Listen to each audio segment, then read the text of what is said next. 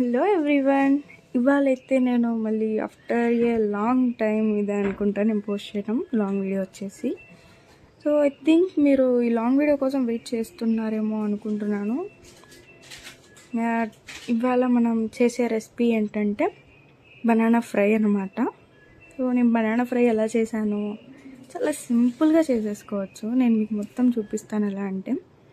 And first of all అయితే banana fry చేసే ముందు బనానా పీల్ అవుట్ చేయటం చాలా కష్టం అంటారు. నేనైతే ఫస్ట్ టైం ట్రై చేశాను, బట్ ఫస్ట్ టైం అన్నా చాలా బెస్ట్గా మనం పీల్ ఈజీగా ఎలా రిమూవ్ చేయాలంటే పైన కింద వచ్చేసి నైఫ్ హెల్ప్తో అయితే కట్ చేసుకోవాలి.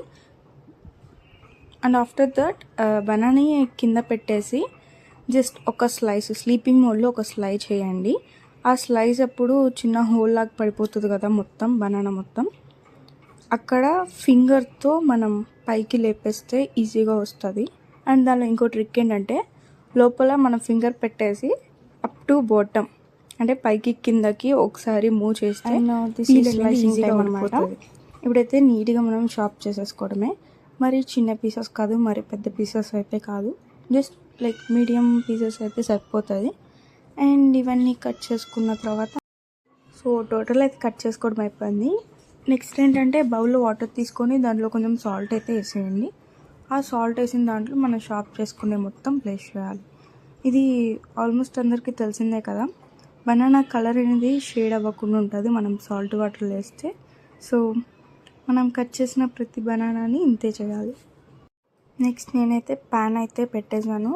అండ్ స్టవ్ మీద ప్యాన్ పెట్టేసి 3-4 స్పూన్స్ అయితే ఆయిల్ వేసాను. ఆయిల్ కొంచెం హీట్ అయిన తర్వాత దాంట్లో కొంచెం జీలకర్ర అండ్ కరివేపాకు, 1/2 టీ స్పూన్ జీలకర్ర అయితే వేసుకోవాలి. అండ్ 1/2 టీ స్పూన్ లాస్ట్లో వచ్చేసి జింజర్ గార్లిక్ పేస్ట్ అయితే వేసాను.